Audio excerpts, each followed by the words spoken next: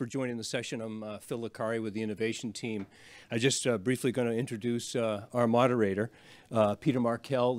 This session, by the way, is the provider back office of the future. Peter Markell is our moderator for the session. Peter's our Executive Vice President of Administration and Finance and our CFO at Partners Healthcare. If you do have questions that come up, please feel free to use the app to send questions. Peter's got the iPad, and we'll get those throughout the session, and we'll keep it to about, looks like about 70 minutes at this point. Okay? Thanks very much. Peter, all yours. Well, Phil, thank you for introducing me, so I won't introduce myself again. Maybe Mary Beth, if we could start with you, just introduce yourself. Great.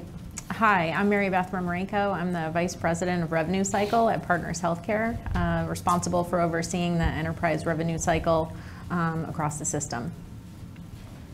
Hello, my name is Kent Ivanoff. I'm the co-founder and CEO of VisitPay. We're a company that focuses on the patient financial experience from the start of the process and rev cycle all the way through ultimate resolution. VisitPay sounds like VisiQuate. I had to double take there. So I'm Brian Robertson. I'm the founder and CEO of VisiQuate, and we're an analytics and professional services company. Most of our work is in the healthcare provider revenue cycle space, and we do all forms of applied analytics, including AI and machine learning. So happy to be here today. And I'm Garrison. I'm the Chief Nursing Officer at Verge Health and the VP of Strategic Advisory Services. And Verge Health actually provides governance, risk, and compliance to healthcare organizations. So why don't we get started? I think AI is going to be interesting. Everybody thinks about the clinical or the research side of life, but I actually think it's going to have a fairly significant effect on the back office or the business side of the entire healthcare supply chain. And I think we'll have some good discussion around this. So first question for the panel is, AI can encompass a range of capabilities from robotic process automation, or what people commonly refer to as RPA, to high-end analytics. How do you, our panel members, define AI, and how are your organizations harnessing it to improve the back office functions of providers? You want to start? Yeah, I think the easiest way to do it is to break it down into simplicity. There's so much data and information that runs through a healthcare organization. It's the ability really to identify and mitigate risk. So for us, it's how are we doing that from a surveillance perspective, or even patient experience perspective, or event management. Any examples? Yeah, the surveillance module that Verge Health has actually queries the EMR and identifies events that occur that are typically undocumented or underdocumented. So most healthcare organizations across the continuum anticipate 7 out of 10 events that go under or unreported. So the ability to query those, then quantify that information, and really develop action plans that are sustainable to mitigate risk. Great. Brian? Yeah, absolutely. So I think about it, and our company thinks about it in 3 areas. So process, as you mentioned, RPA. So all of the use cases that are designed to automate a process like eligibility or authorization, when you're doing pure just automation of a process. The other is experience. So we use chatbot technology and conversational UI in our application to actually create a better experience for the user.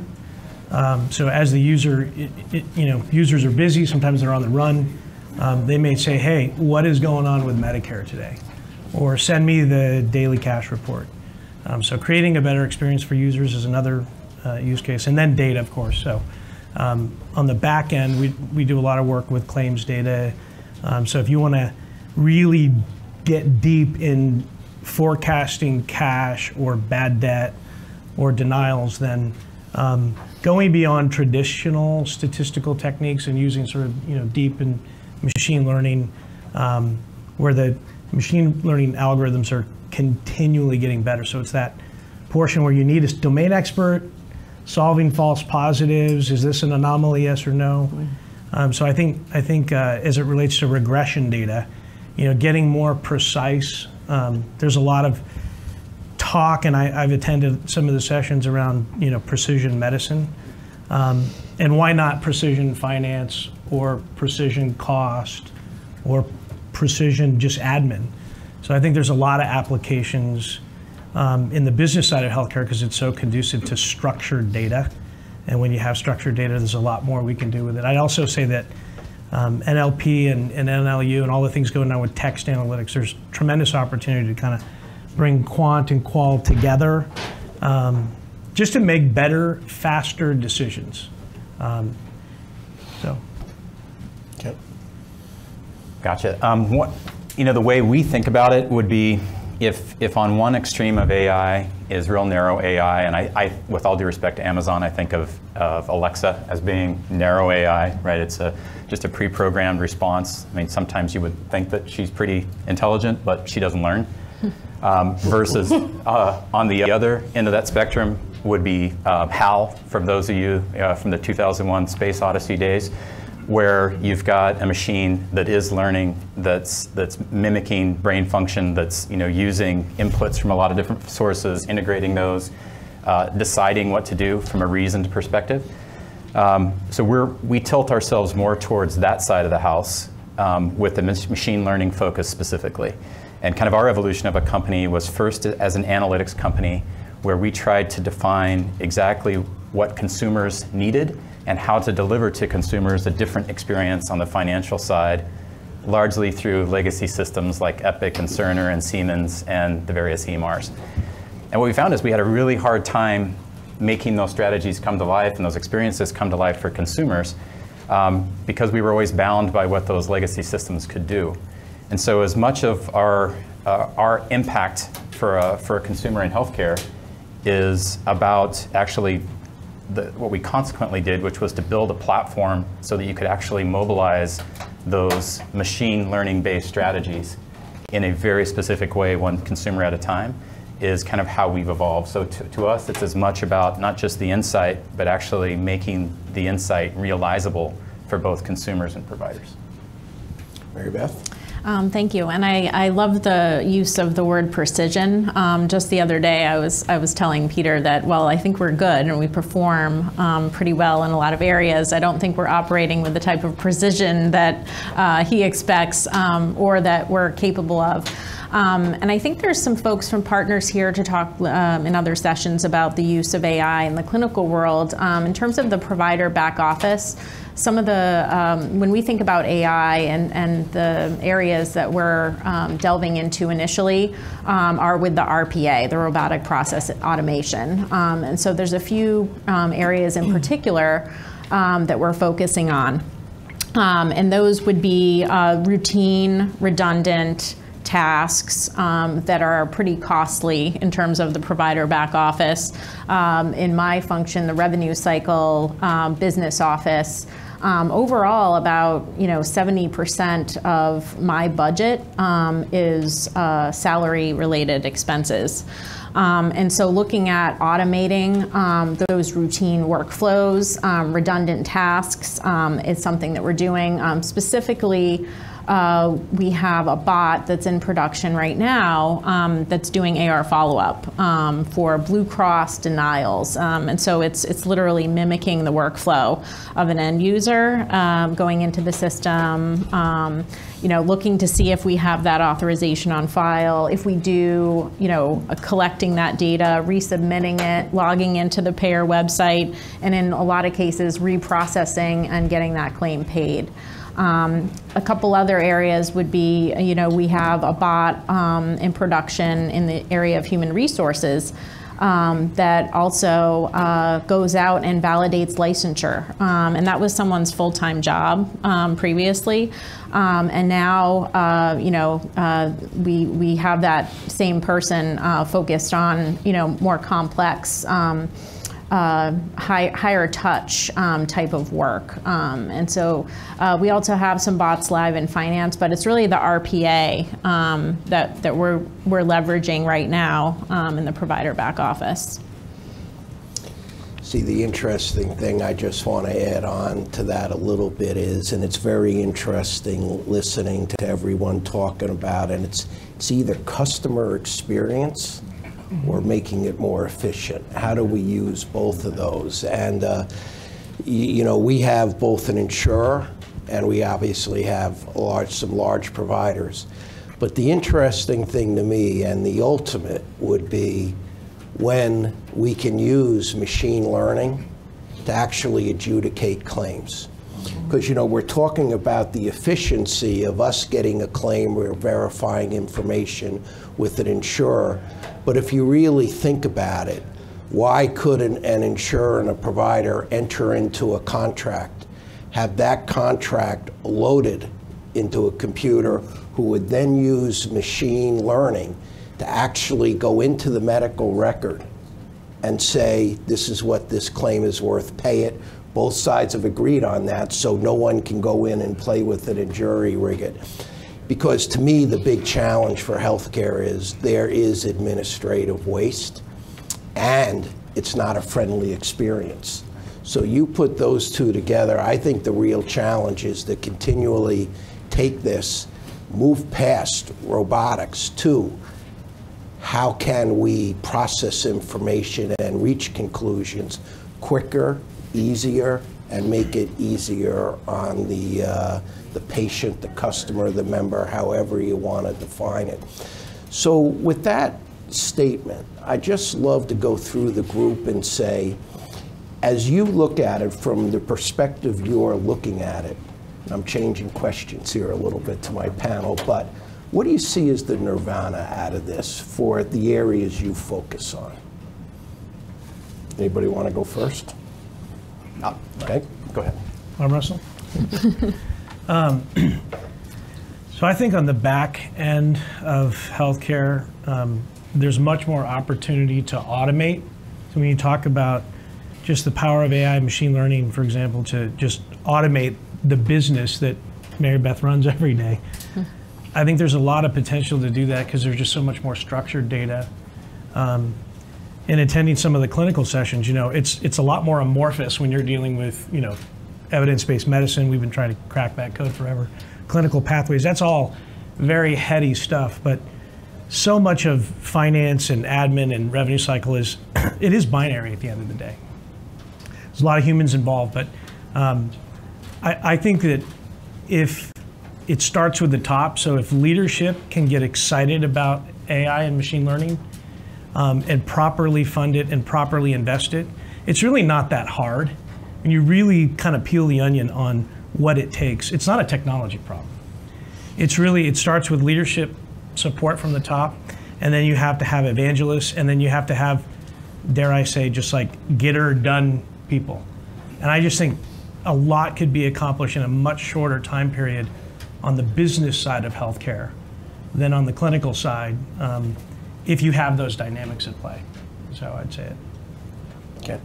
Yeah, so Nirvana to me starts with a little bit of context. So if I take a sample of our client base, which is about 55 billion in net patient revenue in markets across the country, here's kind of how the math breaks out in terms of what's due from consumers.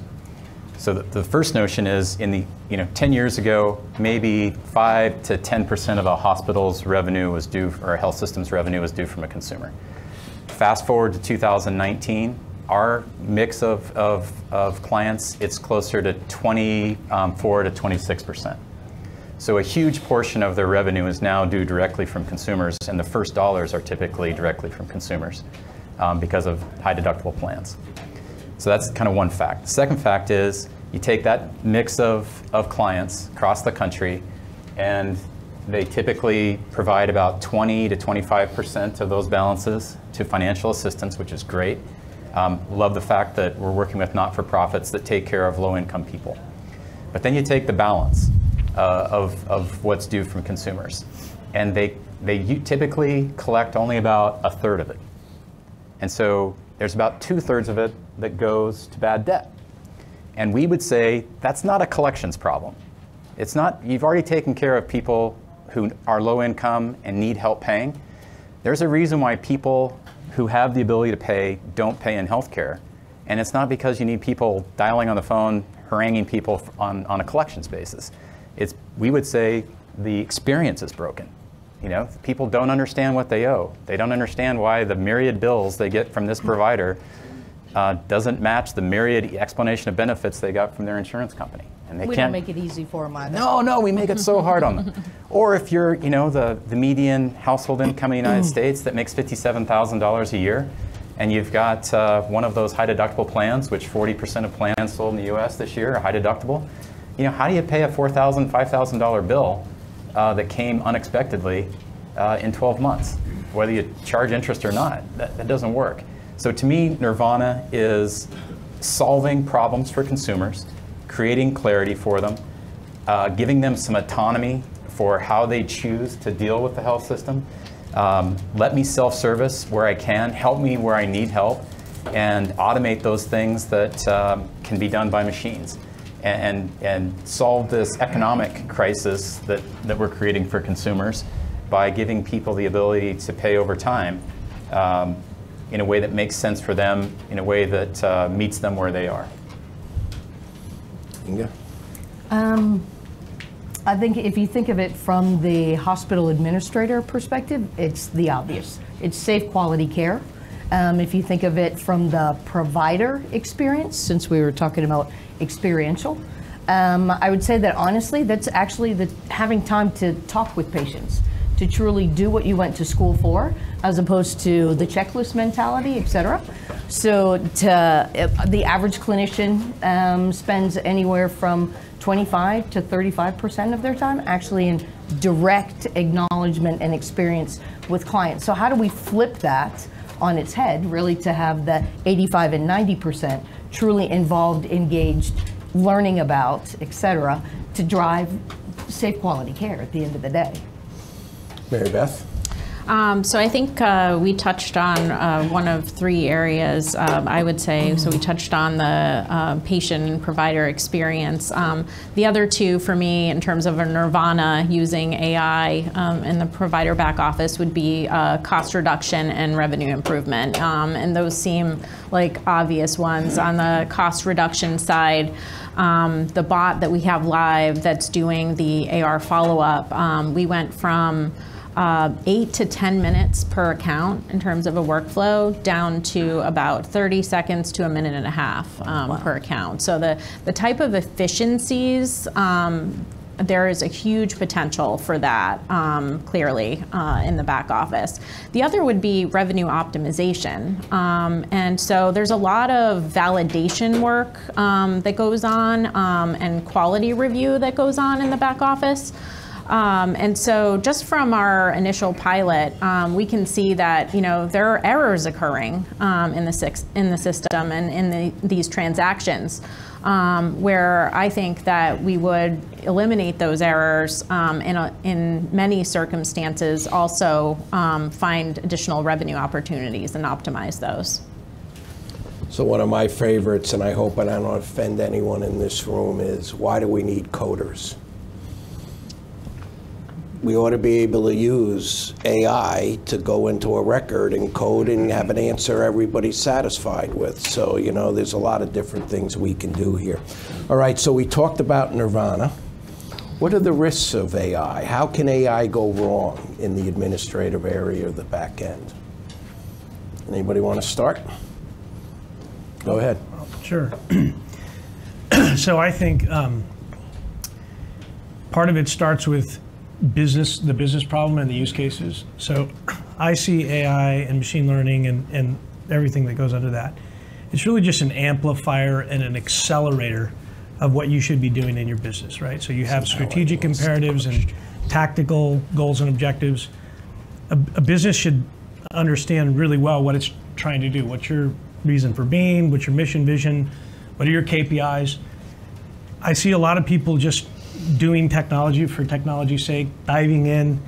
It all starts there. That's where the heavy lifting is. So you have to understand value engineering and business problem framing and use case analysis. And it's boring. It's boring as heck. But if you do the heavy lifting there, and then you bring in, you know, smart people, technologists and data scientists, that's really what they have a hunger for.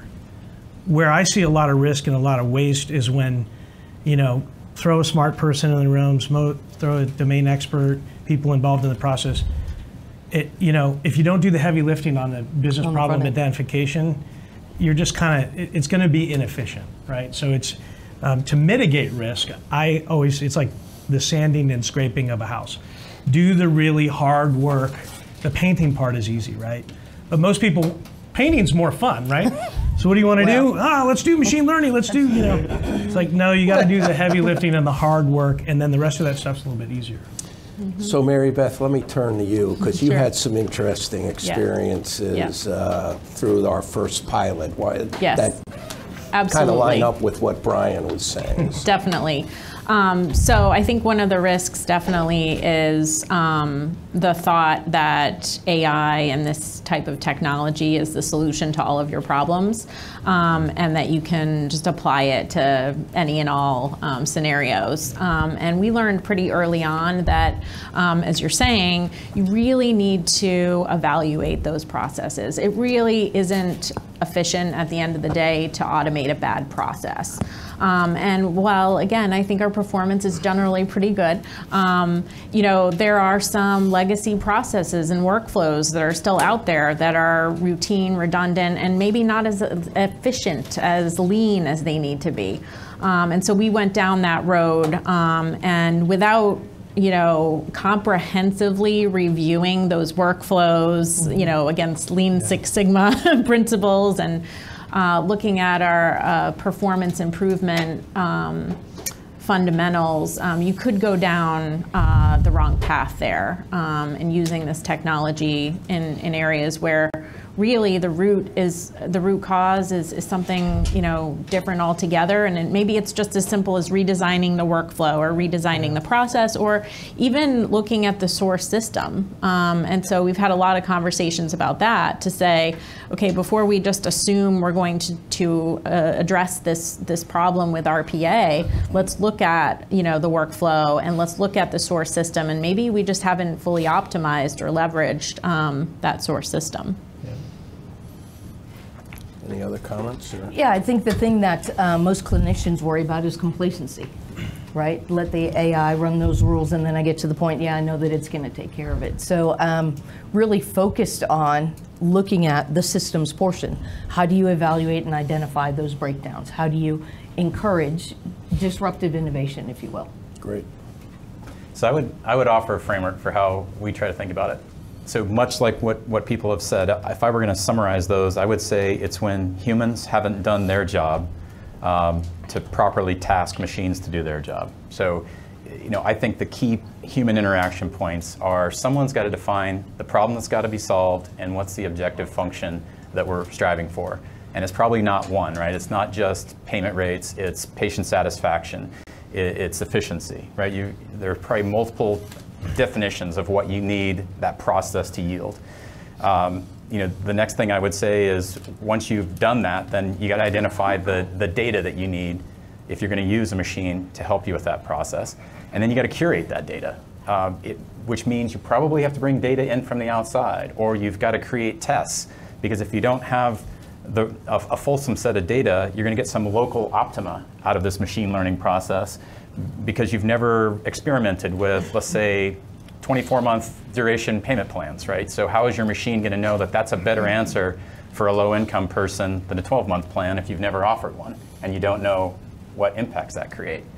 So after you've curated the data, to me the next thing is you got to train that machine to use that data and produce the outcomes you want. And you can't just rely on the machine to know that it's got the right answer, right? You've got to train it.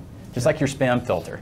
If you code your spam filter that every email from your spouse is junk, and that every email from a Nigerian prince is a valid email, it's going to give you that outcome, and it's dead wrong. Well, it's not only dead wrong, you're in big trouble. Yeah, exactly. Not a marriage enhancer. And then it's after you train it, verifying that you've got those outcomes. And to me, it's where we fail at one of those 5 steps in terms of human intervention is where AI goes off the rails. The other thing I would just add on top of that I think people potentially underestimate is 2 things that were interesting to me. A bot could count as a human in terms of your license fees with your software vendors. That was an interesting discussion. But secondly, how do you keep the bot up to date? Because if regulations change or other things happen, you have to retrain, reprogram, whatever word you want to use in this equivalently. That's right. So if I can do this and not have screwed it up, oh, Phil, I need your help again. Just a reminder for those who have come in since, you can submit questions through the app. Okay. Can you raise your hand too? That would be too simple. Yeah. That's what I asked. I asked if we could do that, okay? And said, no, you got to use the technology. Talk about machine learning. Getting ahead. Yeah, exactly. Let's just raise our hand. Back to basics. That's classic. Okay. Okay. So we got 4 questions, and being a good customer-focused person, I'm going to do the questions.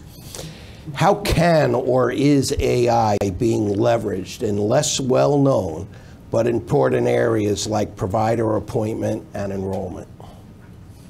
I think those are 2 examples. We don't have to limit ourselves to that. I can't speak to provider enrollment, but I could speak to another application. I'll take the enrollment one after you. Okay, great. So the way our clients use AI is to not be subject to a one-size-fits-all approach to how they deal with a consumer. Meaning that the type of options that I provide, Kent, should and could be very different than I provide Mary Beth. And being able to optimize that set of interactions in a way that includes my preference for how I want to communicate, whether that's text, email, paper, the set of offers that make sense for me and my financial situation, as well as the provider's need to get paid in a reasonable amount of time, that is something that can be optimized. And that's a way that we use machine learning to optimize that very set of outcomes. So in terms of the provider enrollment, we're not doing this yet at Partners, but we've definitely been talking about it. But I would think it would be very similar to the bot that we do have live in our human resource area right now, where we've been piloting, I mentioned that earlier, in terms of verification and validation of credentials. So in terms of provider enrollment, I think the bot technology has a lot of potential there in terms of monitoring timelines for certain credentials, validating against numerous data sources to make sure that everything is up to date, and that you're housing all of that information in a central repository. If anything expires, that you have an immediate notification. And all of that is definitely possible to be automated.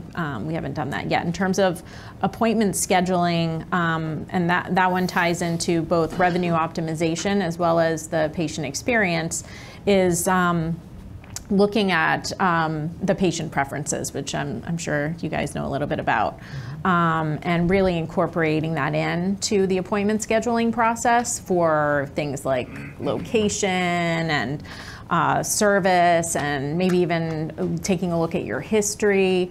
There's really endless possibilities in terms of how we could set that up to really optimize not only for us internally, our operations, but also the patient experience, and give them what they need and what they expect much faster than we're doing today. Yeah, so let me just build on that one, because that's a good one, and I can see some of our physician organization people here. But if you think about specialists, one of the things that worries a specialist when we talk open scheduling is an appointment gets set, that, as an example, if I'm a back surgeon, I could have known, if stuff was studied ahead of time, that back surgery is not the right thing for this person. They should be seeing someone else or doing something different.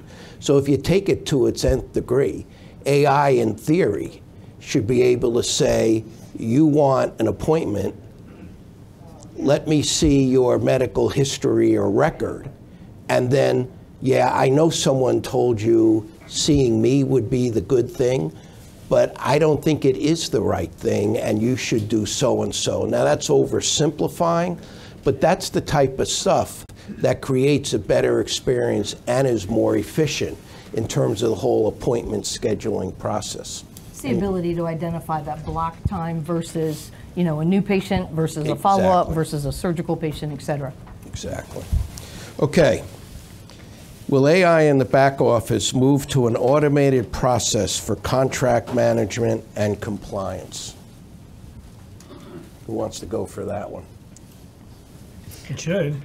Yeah, I hope so. I'll go ahead and go first on that one. I think there's no reason why it can't. Can you repeat that? It was credentialing and No, it's contract management and compliance. Contract management and compliance. So those particular areas I would think would be ripe for that type of automation. Large data sets, rules, that you can program in. Standard inputs, outputs, et cetera. Yeah, I mean, with the contract management, there are, as I'm sure most of you know, contract management systems that do that and that house, all of this data. The limitation of some of those systems is that information is housed in a separate system than potentially the medical record. So if we're talking about really fully leveraging all of this data, I think that there's definitely potential to query across those. Yeah, the silos of information truly when it comes to the contract aspect is the greatest opportunity for us to capitalize on. Yeah, I can pile on it. I can think of use cases where, so if you think about a contract management system, you stand it up, you load it with the initial contracts, you test it, is expected reimbursement equal actual payment, and then the hard work happens, right? Which is table maintenance, dictionaries, fee schedules, right? So I think that there's a lot. Speaking of bots, I think you could automate bots that would go and gather the Medicare and Medicaid bulletins, for example, that directly impact the contract management system. I think there's a lot of use cases where just that, because again, you're just amplifying and accelerating human activity, right? And that's one where AI and human intelligence, AI and HI, you have to take it seriously, you have to invest in it, you have to find, how do we just nip away? So every month, find a new task that somebody does that's just purely an A/B process and automate that. And then just chip away over time. I think that's a good use case of something that's big and complex. But most contract management systems go south. They blame the vendor, they blame the technology, it's all maintenance. There's 1,000 things that feed it. So that's where you can use repetitive process automation to take each one of those little things that feed the databases that keep it accurate. But again, I also, I'm going to beat this drum. The technology for some of this stuff is so simple. It's crazy how simple it is. It's all about executive leadership, support, funding it properly, and then making incremental progress, in my opinion. Yep. And then can I add one other thing just to circle back on the compliance piece? Because that's another one where in our industry we have, teams of people that are doing, routine, non-routine audits to make sure that we're not putting our organization at risk or our providers at risk. And this type of technology, again, if it's a very clearly defined rule, is ripe to really gain more efficiencies. And you'd still probably need, I believe that you would still need staff in certain functions of the revenue cycle, even when you've achieved the fully automated nirvana. But those people would be really working on the more complex, sort of gray area type of issues when it comes to either being reimbursed or when it comes to compliance. So a question just came in that I think is interesting in this discussion. They're coming in fast and furious, but the question is, are we discussing AI or digital automation? And maybe some of you who are more technically oriented than I am can take that one on. And what I think the challenge always is digital automation is simply making the process work better, take labor out, et cetera. Where I think AI, people interpret that the machine is actually doing the thinking, okay, and adjudicating. But that's a non-technical point of view, so maybe anyone who wants to jump in on that. I'll jump in. Sure.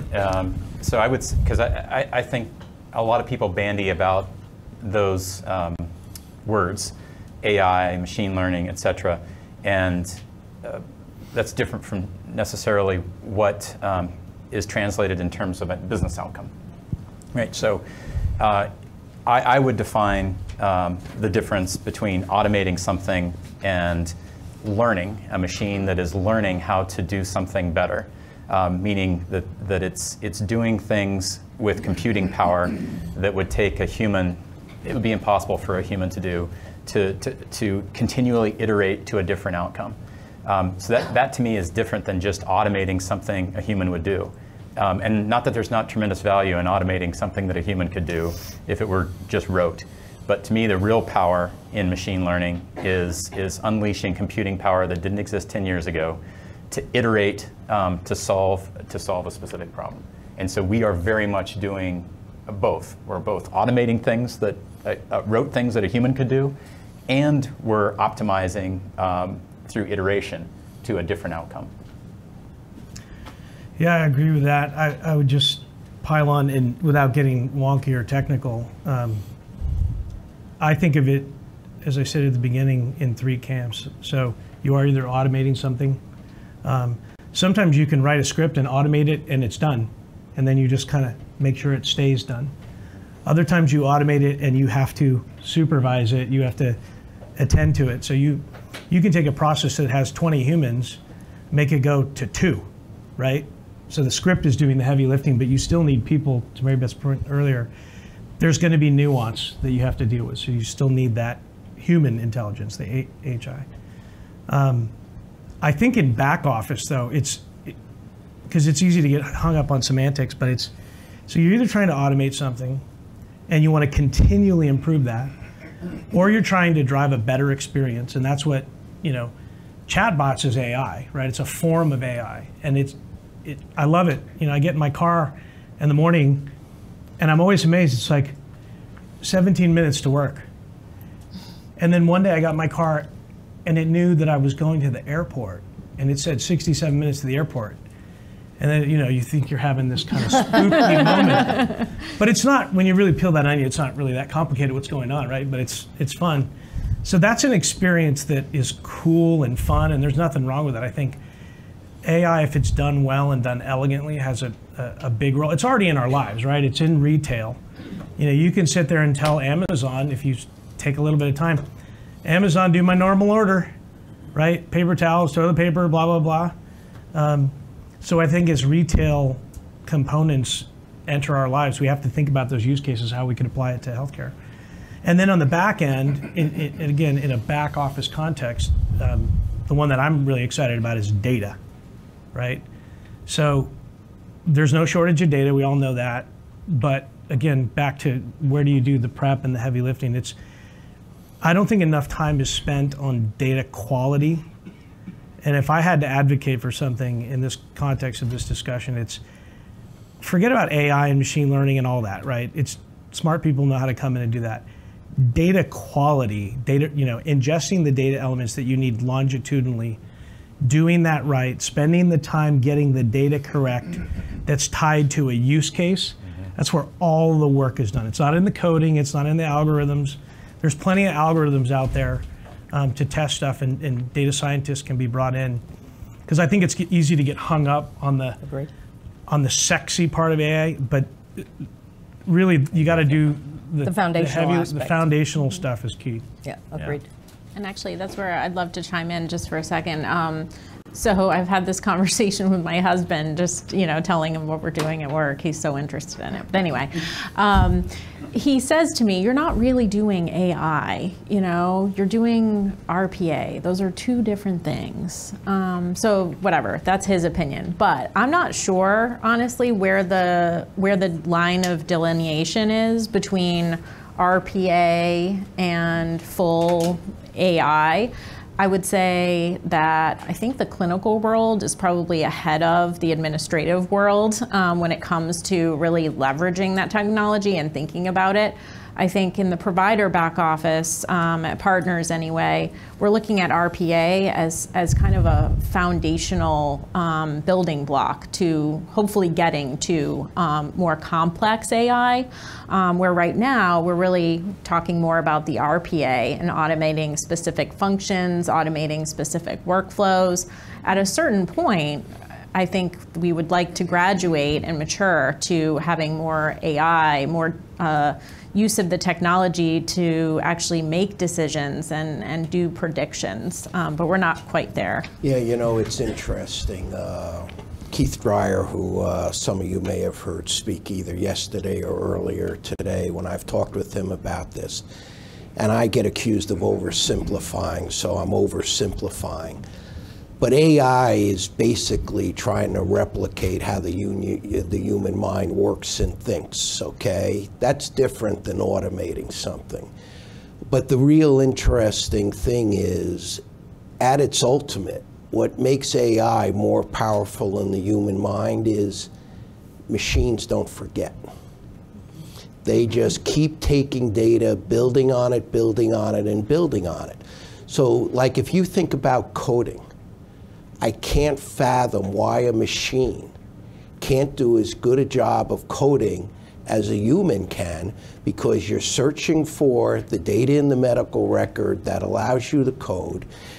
Coders use their judgment from what they've learned and done before to say, this doesn't feel right, or I should push on this, etc. A machine should be able to think and code and replicate the human mind working on that. That's the simplistic difference in my view. I would just say this, Peter, I think it will over time. That's more of a neural network.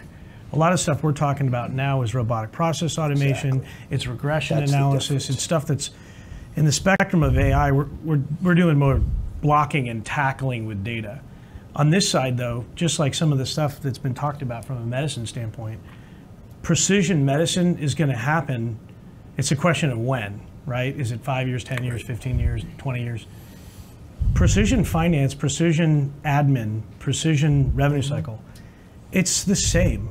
You leverage the same technologies, right? Mm-hmm. So an advanced neural network, you have to train that neural network in a business domain, just like you have to train it. You know, Cleveland Clinic is doing work to train things like Watson to become an orthopedic surgeon, right? And it's not there yet, but eventually it'll significantly enhance stuff like that. If you look at the work going on in radiology and automating radiology, the more advanced side of AI, like neural networks, will start to automate. I think it'll automate coding in 10 years or less, like significantly. But it does require guys like you to sign the check to get it off the ground, right? Well, you got to be able to prove you're going to get something from it, and that's the ultimate dilemma. When is the return clear versus when is the return not so clear and you just believe you got to make a bet and go for it? Those are the challenges. So here's a good one. How can regulators support or hinder progress in this space? Okay. Wow. Anyone who's ever lived through the Joint Commission, I'm sure, has lots of ideas as to how that would occur or not occur. I think they have the ability to either be a driver or a negator of processes, et cetera, across the entire healthcare continuum, whether you're in an acute care facility or a physician practice. We're getting to the point, to the panel's point, of standardization across all of certain levels of care as you look at organizations that are pursuing high reliability, et cetera, to get to those standard data points, standard elements. I would say that really they're at the infancy or neonate aspect, really, in having the ability to wrap their mind around it. I mean, if you think about the healthcare continuum just purely from a provider perspective, you have people that barely want to use a computer, that try to attempt to circumvent anything that's going to do that, versus the 19, 20-year-old that's going in there that, don't talk to me, give me all of my stuff, So really looking at that dynamic across, I think they're going to have a challenge, to say the least. Others? I heard a talk yesterday from CMS that I think they're trying to be proactive, like as it relates to this context of they want to invest in AI. They're having AI competitions that they're funding. Because they seem to articulate a concern that if they don't, then they're going to overregulate. But if they can kind of ride at the same pace as some of the innovation and just have good collaboration and understanding, that the regulation will be more compact and relevant and focused in the right way without kind of the, if they don't have insight in the beginning, then they're going to have too much heavy regulatory oversight. It's kind of what I heard. So aspirationally, I think they're saying the right thing. Yeah, I think you have to chart the destination and then back your way into that, right? Without the over-regulation that inhibits innovation and development. Yeah. I'll tell you a funny story. When I first started getting into the AI and all the stuff, listening to our people talk, how many of you have read a book titled Origins by Dan Brown? Pretty interesting about, it's about AI, but it goes into the future, and it, without giving the whole story away, basically says the machine starts outthinking man. And then can a machine have emotion? And so, you get into the ethics of all of this, and how will human beings actually manage and control this?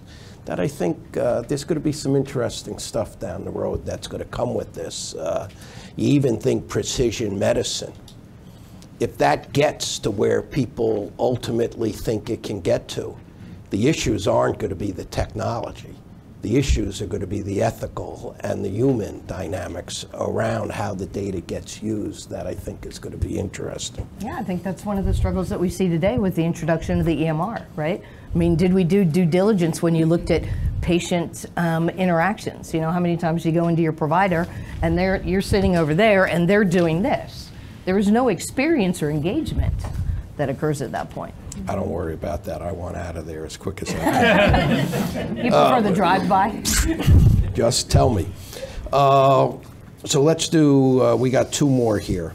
What are some ways that EMRs can or have leveraged AI in order to allow health systems to better manage denials and minimize days in accounts receivable? So this is probably not the answer this person wants to hear, but this is how I would describe it on the days AR. So I think that's part of going back to that earlier comment on, do you have the right objective function? So I think days AR matters. I also think yield matters. And in a world where your yield is fixed on a given receivable, whether that's due from an insurance company or Medicare or due from a consumer, that's one thing, and you want to get days AR down.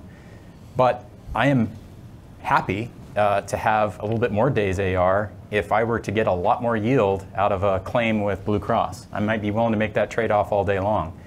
And I think the world that EMRs relegate us to sometimes is being monochromatic or one-dimensional in terms of that objective function. So I actually think you might be able to get some of those outcomes, but at what cost are you getting that outcome? And is that really the kind of balanced scorecard you want in terms of all-in economics or patient experience or satisfaction or efficiency? And you don't have to be relegated to just one outcome to optimize on. A more sophisticated solution can optimize on multiple different outcomes. Yeah. I would say the areas, your favorite area, coding and clinical documentation improvement, that those are some of the areas where there are solutions out there, and we don't have all of them fully implemented yet at Partners, but have definitely evaluated and piloted several that have been able to accelerate the receivable in those particular areas, based on looking in the EMR and a particular charge, a particular service, and looking to see, did we have that relevant test? Did we have that relevant diagnosis located there in the chart?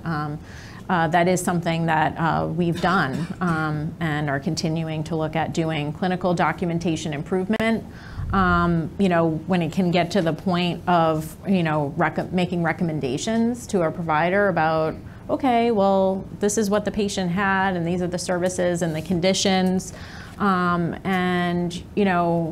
did you maybe forget that maybe this one particular condition is relevant? It may or may not be. You're still leaving it in the hands of the provider.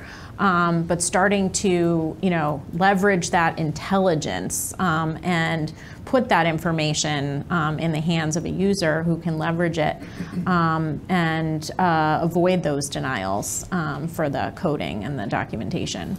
Yeah, I just want to build on Kent's point, because one thing that's interesting, and poor Mary Beth has to listen to this from me all the time, like we had consultants come in and look at the revenue cycle, and they put some big number up there, like 50 or 100 million acceleration of cash. Well, people who don't pay attention see 50 to 100 million and think it's real money. Okay, well, no, it's the time. Exactly right. It's the time value on that money, and Yes. when you're in an inflationary period of 1 or 2%, it ain't worth all that much. Exactly. Versus getting the yield right. Now, I'm old enough; I can go back to days when inflation was 19%, and you might have a different view. But it's getting all those things together and really getting your thinking right that matters. Mm-hmm. Let me. There's one more, just to be fair. Can you quantify the improvements you bring to the provider from a financial, patient experience, et cetera? Basically, what is the value you bring so that they can focus on the clinical side of things? I love this one. So we work with all of the legacy EMRs simultaneously. And these are the outcomes our clients are generating.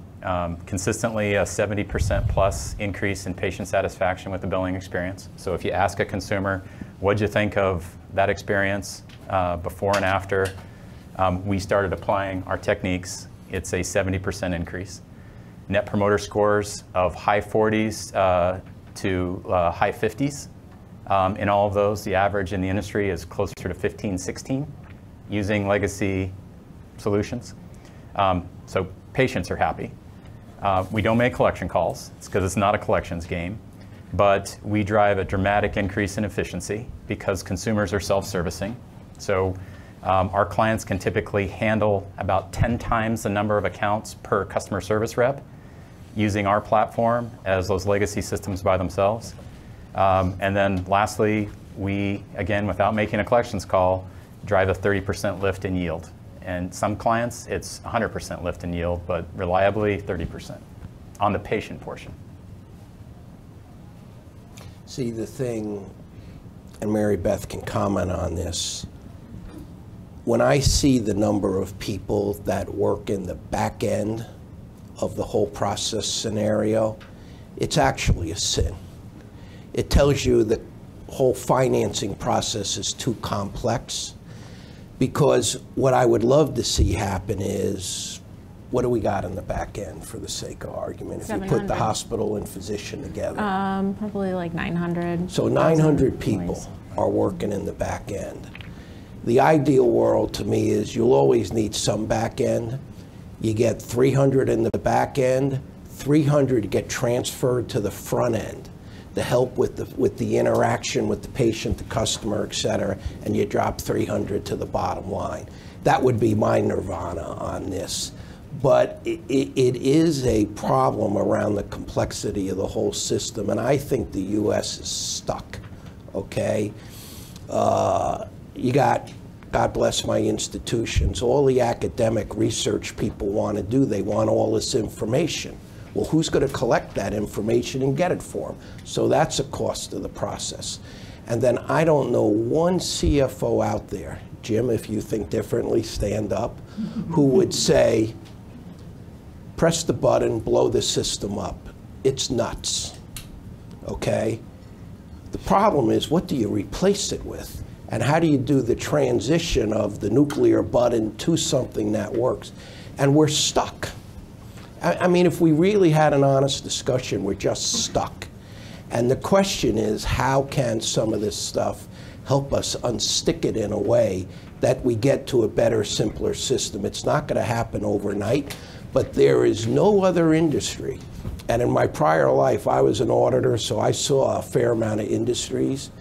That goes through the horse manure. We go through in healthcare simply to track activity, translate it, and get paid. No, we have bad debts. Everybody has bad debts. Nobody else gets denials, or, to use your term, Kent, the yield level on what they've done that the healthcare industry does. So this is really ripe for change, but the real question is, how do you go from A to B without a disaster? That's the challenge we face. Peter, just to comment on that too, and the number of people that are in the provider back office, I think everyone would agree that there's too many. And that's a huge opportunity for us. I've always said, and I have to be careful with this, that if I do a really good job, I'll put myself out of a job in the revenue cycle, and that a lot of the functions that we perform are because of the complexity of our system and the lack of simplification. And so that is a huge opportunity. And I think that's one of the reasons we're so excited about AI and RPA. I see a hand going up over here. I just want to build on your question and line of thinking, and that is, to get efficiencies, you need a focused process to use Lean Six Sigma correctly, and to apply RPA, and to apply AI. And that's great for these back office procedures and activities that aren't truly value added when you think about what we're trying to produce. But we are already challenged with having to ride two horses at once. We have a fee-for-service system, and we have a value-based care system. How is AI helping us make that transition? Because we can't push the nuclear button all at once. We're kind of riding these two horses. How can we optimize that transition, perhaps using your tools? Anybody want to take a shot?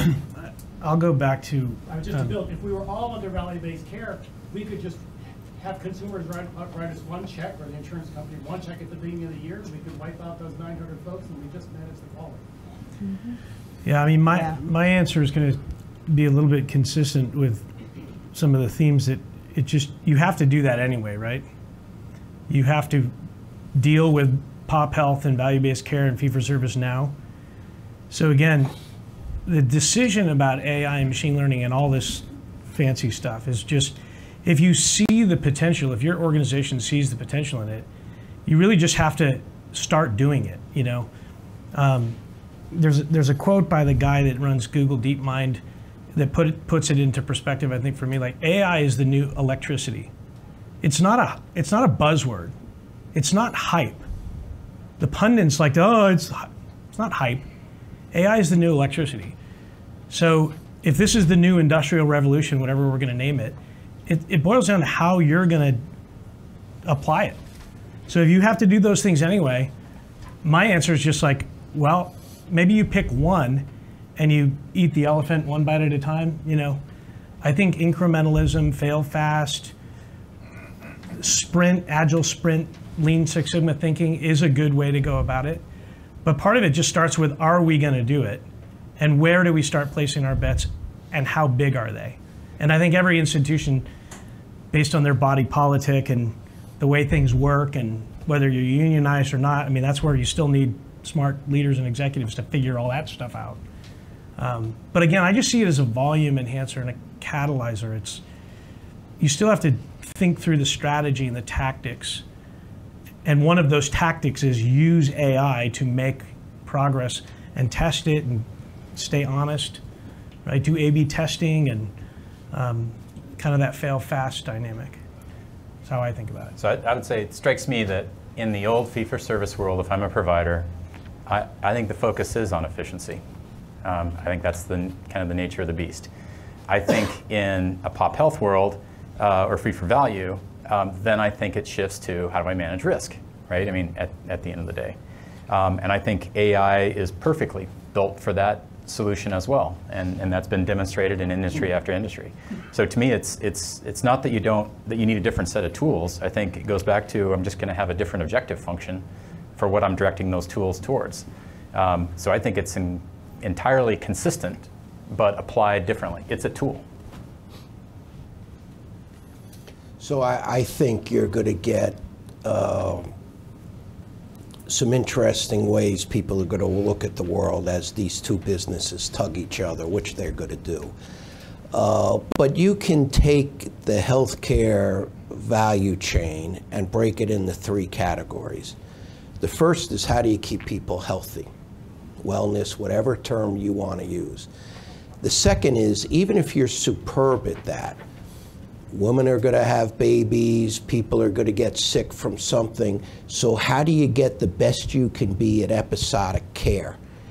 And then actually the toughest one that society does not want to deal with, because I don't think those first two are that tough. And whatever analytic you want to use, that 5% of the population drives 50% of the healthcare costs, it really comes down to, how do you deal with people with chronic disease, end of life, all those issues? How do you manage them most effectively, and how do you prevent people from becoming them? And I think the real game at the end of the day is, you got to get the back office streamlined, but how do you ultimately think about that and become the best at those three segments? Because if you step back, fee-for-service has motivations in it, value-based has motivations, but actually if you look at the healthcare supply chain, they should have the same motivation, but they don't. And that's the ultimate challenge on that. So we're coming towards the end, and I wanted to ask one final question, okay? And that is, when you read about this stuff, when you get caught in the political maelstrom of the discussion around this, it's all about, is this the next big revolution? What happened to jobs with the Industrial Revolution? What is going to happen to jobs with this revolution? And obviously the concern we have and think about the most is, high-end jobs probably won't go away. There may be, in fact, more programmers, things of that nature, and people thinking this out. But the lower-end part of the wage scale could be impacted dramatically by this, potentially. I'm not saying it is or isn't, but likely will be.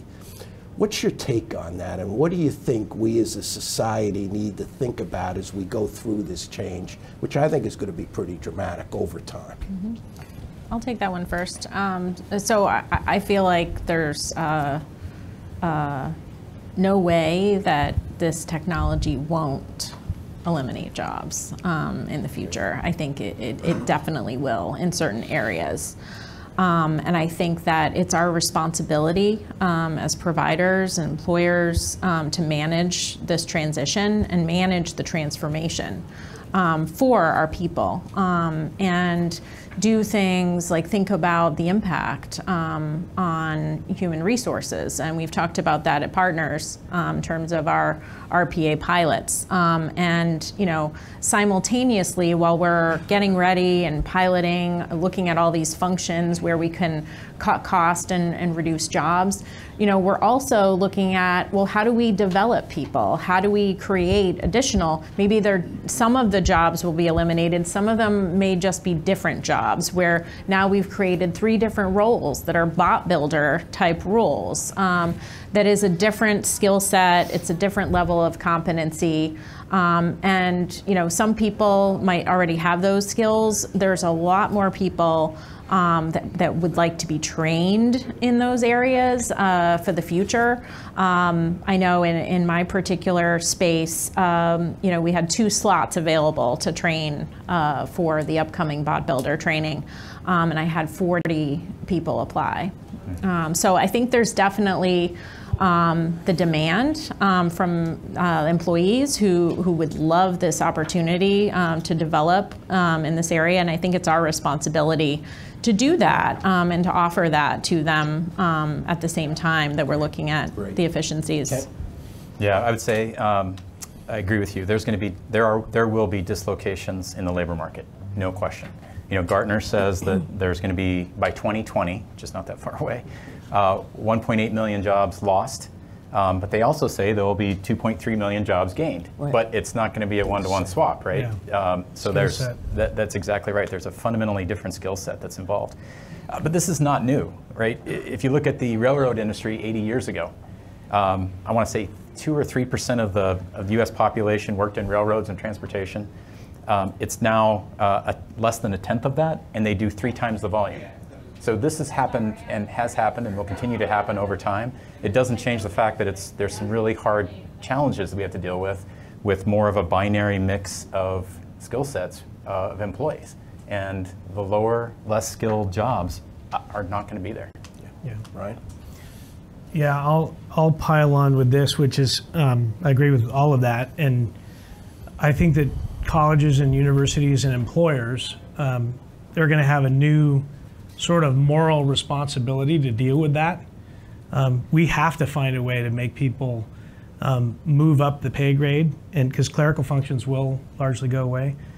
So I don't know that those things are taught. So the soft skills, teaching people, I mean, EQ over time, regardless of your level, is going to outweigh IQ, because so much of the IQs and heavy lifting will be done by a combination of AI and human intelligence. But I think we have to teach people soft skills, and we have to look for ways to your point about the railroad, make them productive in the new world, in the new paradigm shift.